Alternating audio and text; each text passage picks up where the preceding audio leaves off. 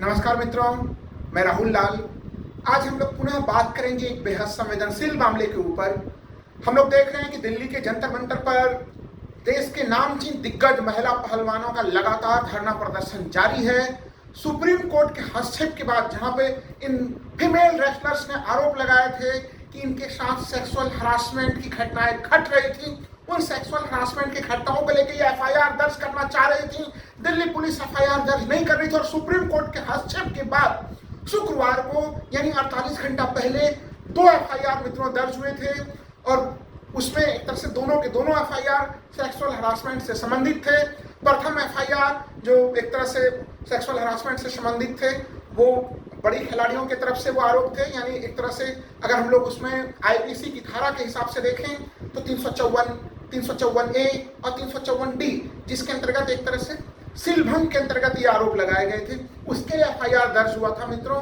और जो दूसरी धारा लगाई गई है वह है पॉस्को एक्ट के अंतर्गत। पॉस्को एक्ट एक तरह से नाबालिग बच्चे या बच्चियों को यौन शोषण से मुक्ति दिलाने के लिए, सेक्सुअल हरासमेंट से उन्हें मुक्त रखने के लिए भारत सरकार का एक बड़ा ही महत्वपूर्ण था। ये कानून जो है कि 2012 में बना था और जिसमें सीधे सीधे प्रावधान है कि एफआईआर दर्ज होते ही अपराधी को सर्वप्रथम गिरफ्तार किया जाएगा। इसलिए अब सवाल ये उठ रहे हैं कि जब एफआईआर दर्ज होने के 48 घंटे बीत चुके हैं, फिर भी बृजभूषण शरण सिंह जो भारतीय जनता पार्टी के बाहुबली सांसद हैं, उनकी गिरफ्तारी अब तक क्यों नहीं हुई है? यही अब तक का सबसे बड़ा यक्ष सवाल बना हुआ है।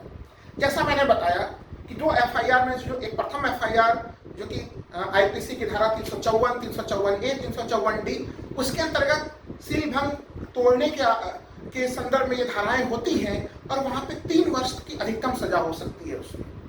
लेकिन जो दूसरा मामला है जो पॉस्को एक्ट के अंतर्गत है, जो नाबालिग बच्चों से सेक्सुअल हरासमेंट से संबंधित मामला है, उसमें कम से कम 7 वर्ष की सजा और अधिकतम आजीवन उम्र कैद की सजा, आजीवन सजा जो है कि वो शामिल है मित्रों। लेकिन अभी तो इसमें सबसे ज्यादा महत्वपूर्ण चीज है कि पॉस्को एक्ट के अंतर्गत क्या सोचा गया था। ये सोचा गया था कि भारत की जो भावी पीढ़ी है उनको कोई भी उनकी तरफ किसी की तिरछी नजर ना लगे, कोई भी उनको सेक्सुअली अब्यूज करने का प्रयास न करे, सेक्सुअली हरासमेंट करने का उनको प्रयास न करे, क्योंकि वो बच्चे हैं और अगर वो बाल्यावस्था में अगर इस प्रकार के अनुभवों से गुजरेंगे तो हम कैसे भारत का निर्माण करेंगे। तो सोचिए कि उस कानून के पीछे का मोटिव कैसा था। इसलिए उस कानून के जो प्रावधान है वो उसको काफी कठोर बनाया गया है। इसलिए जब उसमें सीधे सीधे प्रावधान है कि अगर शिकायतकर्ता किसी के ऊपर आरोप लगाता है तो सबसे पहले तो एफआईआर दर्ज होगी और फिर इस केस में हम लोगों ने देखा कि एफआईआर दर्ज नहीं हुआ। 21 अप्रैल को ये लोग दिल्ली पुलिस के पास गए थे, तब भी एफआईआर दर्ज नहीं हुआ था और अंततः सुप्रीम कोर्ट के हस्तक्षेप के बाद शुक्रवार को यानी अब से 48 घंटा पहले ये एफआईआर दर्ज हुआ था। यानी एफआईआर जो कि सामान्य प्रक्रिया है वो उसके दर्ज होने में भी सुप्रीम कोर्ट को यहाँ पे आना पड़ा।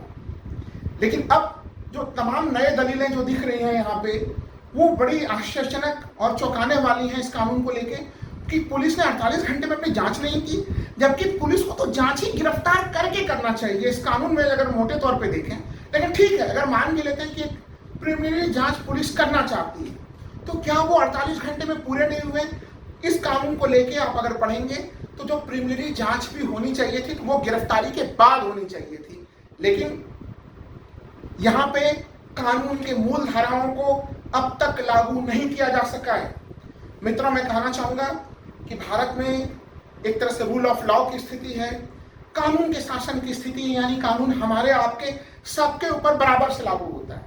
बहुत सारे लोग एक तर्क दे रहे हैं कि बृजभूषण शरण सिंह जो भारतीय जनता पार्टी के आपराधिक पृष्ठभूमि वाले सांसद हैं, वो चूंकि सांसद हैं इस समय, इसलिए उनके ऊपर कानून थोड़े अलग ढंग से काम कर रहा है। यह संवैधानिक स्थिति नहीं है भारत में मित्रों। मैं स्पष्ट कर दूं कि भारत में रूल ऑफ लॉ सबके ऊपर समान ढंग से लागू होता है। अगर इसमें किसी को उन्मुक्ति यानी अगर छूट प्राप्त है किसी को तो केवल राष्ट्रपति और राज्यपाल जैसे संवैधानिक पदधारियों को ही उन्मुक्ति प्राप्त है। इसके अलावा प्रधानमंत्री से लेके सामान्य रिक्शा चालक तक पूरे देश के समान सभी व्यक्तियों के ऊपर आईपीसी और सीआरपीसी की धाराएं सीधे सीधे लगती हैं, सामान्य रूप से लगती हैं। यानी जो मैं कहना चाह रहा हूं कि कहीं न कहीं जो कानून की मूल भावना है यहाँ पे, उसका प्रयोग जिस रूप में होना चाहिए एफआईआर के समय में भी नहीं हुआ और एफआईआर लागू होने के बाद भी अब तक नहीं हो पाया है।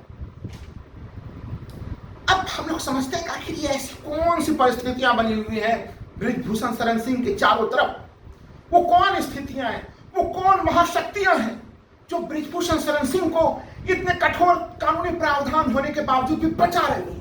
वो बच जा रहे हैं। 48 घंटे उन्होंने खुले में उन्मुक्ति में सांस ली है, जबकि कानूनी ये अधिकार उनके पास नहीं था। देखिए मित्रों, जैसा मैंने पहले भी कहा था कि ये मामला कहीं न कहीं एक एक्स्ट्रा ऑर्डिनरी मामले की तरफ बढ़ता हुआ दिख रहा है। यानी जिस प्रकार से दिल्ली पुलिस की भूमिका होनी चाहिए, पुलिस को सामान्य रूप से जिस तरह से अपने एक्शन में आना चाहिए था, वो इस मामले में एक्शन में आते हुए नहीं दिख रही है। शुरुआत से यही स्थितियां थी और मैं बार बार कह रहा हूं मित्रों, सुप्रीम कोर्ट के जो जस्टिस चंद्रचूड़ हैं, जो सीजीआई हैं, उन्हें भी इस मामले का पहले से ही अंदेशा था। इसलिए जब फ्राइडे को यानी कि शुक्रवार को जब इस मामले की वो सुनवाई कर रहे थे, तो जो सरकार के सबसे बड़े वकील हैं सॉलिसिटर जनरल तुषार मेहता, उन्होंने सुप्रीम कोर्ट में कहा था कि याचिकाकर्ता तो मांग कर रहे थे एफआईआर की, एफआईआर दर्ज आज हो जाएगा आपके आदेश के बाद। अब ऐसे में इस मामले को यहीं पे क्लोज कर दिया जाए। सीजीआई चंद्रचूड़ समझ रहे थे मित्रों, जस्टिस चंद्रचूड़ इस चीज को जान रहे थे कि जहां पे एफआईआर दर्ज कराने में इतना समय लगा है, सुप्रीम कोर्ट को हस्तक्षेप करना पड़ा है, वहां पे क्या इसके आगे की प्रोसेस यूं ही चला पाएगी? उन्हें भी शायद भरोसा नहीं रहा होगा। इसलिए उन्होंने तुषार मेहता को कहा था कि मैं अगले फ्राइडे को यानी अगले शुक्रवार को फिर से सुनवाई करूंगा और देखूंगा कि इस मामले में कैसे किस गति से चल रही है। यानी सीजीआई जस्टिस चंद्रचूड़ भी जान रहे थे कि यह मामला कहीं न कहीं एक्स्ट्रा ऑर्डिनरी है और यहाँ पे साख लगी हुई है दिल्ली पुलिस की, दिल्ली पुलिस कमिश्नर की। क्योंकि जब सुरक्षा का भी मामला आया था तो सीजीआई चंद्रचूड़ ने कोर्ट में कहा था मित्रों कि सीपी जो है उन्हें सुरक्षा प्रदान करेंगे, तमाम मामले को क्रियान्वित करेंगे। तो अगर दिल्ली पुलिस को देखें तो दिल्ली पुलिस के ऊपर दोहरे दबाव की स्थिति है। एक तरफ संवैधानिक मर्यादाओं का उन्हें पालन करना है, आईपीसी सीआरपीसी के तमाम जो नियम हैं उन्हें उसी रूप में लागू करने की उनके पास पूरी जिम्मेदारी है और जिस जिम्मेदारी का अभी तक वो सफलतापूर्वक पालन करते हुए नहीं देखी गई है। सुप्रीम कोर्ट के हस्तक्षेप के बाद जब वो एफआईआर दर्ज कर रही है और अभी 48 घंटे बीतने के बावजूद भी अगर वो गिरफ्तारी नहीं कर रहे हैं तो उनके ऊपर भी बड़ी दबाव की स्थिति है मित्रों। दबाव क्या है? दबाव यह है कि अगले शुक्रवार को फिर से यह मामला सुप्रीम कोर्ट में जाएगा और सुप्रीम कोर्ट उस समय, यकीन मानिए मित्रों, एक एक घंटा नहीं, एक एक सेकंड का हिसाब लेगी दिल्ली पुलिस से कि आप इन घंटों और इन सेकंड में क्या कर रहे थे। यानी दिल्ली पुलिस के ऊपर एक तो उन आकाओं का दबाव है मित्रों जो कहीं न कहीं पर्दे के पीछे खड़े होके बाहुबली सांसद बृजभूषण शरण सिंह को बचाने का प्रयास कर रहे हैं, उनका दबाव, और दूसरी तरफ सुप्रीम कोर्ट का ये एक्शन। दिल्ली पुलिस को अंततः रूल ऑफ लॉ के ऊपर आना पड़ेगा क्योंकि ये संवैधानिक मर्यादा है, ये संवैधानिक ड्यूटी है उनकी, इसको उन्हें पूरा करना पड़ेगा। लेकिन अब तक वो उसमें सफल नहीं दिख रहा है। और जो इस पूरे घटनाक्रम को देखें मित्रों, एक समूह सोशल मीडिया पे अगर देखें हम लोग तो कहीं न कहीं जो खिलाड़ी विदेशों में जिन्होंने भारत का झंडा बुलंद किया है, भारत का तिरंगा बुलंद किया है, उन्होंने उनके छवि को भी धूमिल करने का प्रयास हो रहा है। कहा जा रहा है कि वो जानबूझ के कोई एजेंडा चला रहे हैं। सोचिए, जहां पे सेक्सुअल हरासमेंट जैसा मामला हो, वहां पे उनके छवि को खिलाड़ियों ने बड़े स्पष्ट रूप से, बजरंग पुनिया ने और विनेश फोगाट ने आज प्रेस कॉन्फ्रेंस करते हुए स्पष्ट रूप से कहा कि जिनके ऊपर हम आरोप लगा रहे हैं उनकी पृष्ठभूमि दागी है। यानी आईपीसी और सीआरपीसी की कोई ऐसी धारा नहीं होगी जो बृजभूषण शरण सिंह के ऊपर लगी नहीं होगी। और इन खिलाड़ियों ने डंके के चोट पे कहा, क्या हमारे ऊपर कोई आपराधिक मामला दर्ज है? नहीं, यानी हम आपराधिक पृष्ठभूमि के लोग नहीं, हम लोग पीड़ित श्रेणी में आते हैं और दूसरे देश का नाम रोशन करते हैं। तो फिर इस तरह से हम लोगों के ऊपर कीचड़ क्यों उछाला जा रहा है? मित्रों, इनके ऊपर परिवारवाद के आरोप भी लगाए जा रहे हैं कि एक परिवार को कहीं एक परिवार को पल्लवित पुष्पित करने के लिए किए जा रहे हैं। ये सब तमाम आरोप सोशल मीडिया में लग रहे हैं उसका भी बजरंग पुनिया ने बड़ा ही शानदार जवाब दिया मित्रों। उन्होंने स्पष्ट रूप से कहा कि 140 करोड़ जनता का आशीर्वाद ना होता तो हम लोग मेडल जीत के ना ला पाते।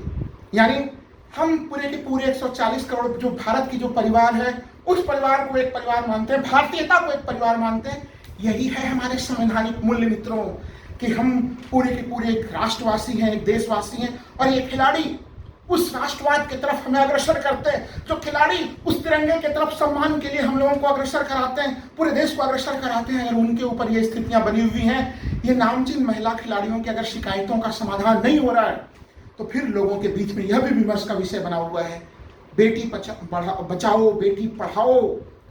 यानी उनको सुरक्षित रखने की जो पूरे स्लोगन है, जो मैं मानता हूं कि सरकार का सर्वश्रेष्ठ स्लोगन है इनका, वो स्लोगन कहीं कहीं इस मामले में ब्रिजभूषण शरण सिंह के ऊपर कार्रवाई में विलंबित होने से कमजोर होता हुआ दिख रहा है। इसलिए सरकार को भी चाहिए कि इस विलंब को जल्द से जल्द समाप्त करें और रूल ऑफ लॉ को तेजी से एक्टिवेट करें। हर मामले में सुप्रीम कोर्ट के हस्तक्षेप के बाद ही कार्रवाई की स्थिति कोई बहुत बेहतर नजीर या उदाहरण देशवासियों के सामने में नहीं बनाती है। और मैं तमाम उन लोगों से अपील करूंगा जो लोग, संघर्ष करना आसान नहीं होता है, इन खिलाड़ियों ने जो नाम रोशन किया है, उनको कृपया उनके छवि को धूमिल करने का प्रयास ना करें। उन खिलाड़ियों की छवि धूमिल नहीं हो रही है, बल्कि जो दुष्प्रचार कर रहे हैं, उन दुष्प्रचारकों की छवि धूमिल हो रही है। और अंततः मैं कहूंगा, इन खिलाड़ियों को न्याय जरूर मिलेगा, क्योंकि खिलाड़ी जबरदस्त संघर्ष कर रहे हैं जंतर मंतर पे। उन्हें राष्ट्रव्यापी समर्थन प्रदान हो रहा है, उन्हें देश भर के अलग अलग हिस्सों में भी इनके समर्थन में धरने प्रदर्शन हो रहे हैं। और अगले शुक्रवार को जस्टिस चंद्रचूड़ एक एक घटना, एक एक मिनट और एक एक सेकंड का हिसाब रखने वाले हैं। इसलिए इनके साथ न्याय तो होगा, लेकिन सरकार स्वतःस्फूर्त ढंग से न्याय प्रदान करें, तो वो लोकतंत्र में एक ज्यादा अच्छा नजीर और ज्यादा अच्छा उदाहरण बनेगा। धन्यवाद मित्रों।